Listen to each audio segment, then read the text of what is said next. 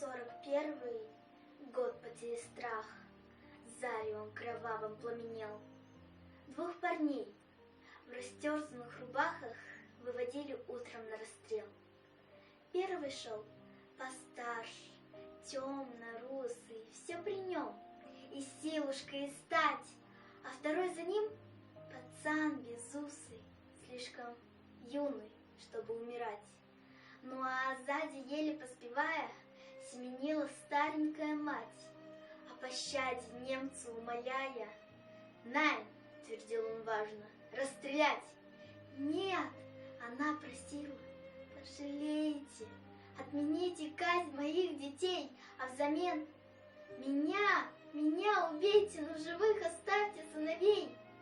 Я ответил офицере чинно: «Ладно, матка, одного спасай, а другого расстреляем сына. Кто тебе милее? Выбирай!» Как смертельной этой круговерти ей сберечь кого-нибудь суметь? Если первенца спасет от смерти, то последуешь обречен на смерть. Зарыдала мать, запричитала, вглядываясь в лица сыновей, будто бы и вправду выбирала, кто дороже, кто роднее ей.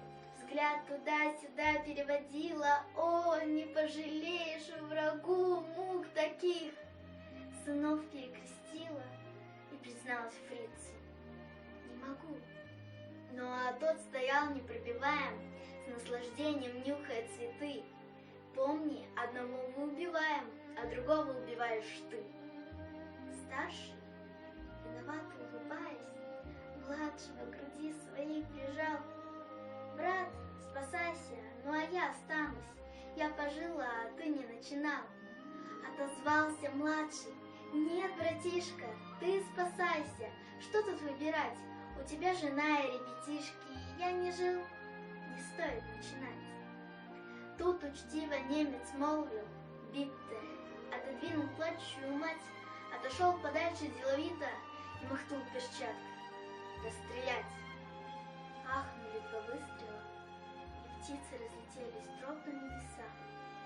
Мать разжала мокрые ресницы, на детей глядит во все глаза, а они, обнявшись, как и прежде, спят свинцовым беспробудным сном.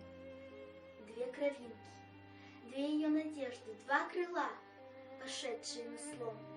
Мать безмолвно сердцем каменеет: «Уж не жить с дочкой, не завести». «Дура матка!» — поучает немец, «одного могла бы хоть спасти».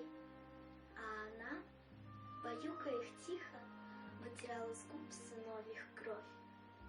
Вот такой, убийственно великой, может быть у матери любовь.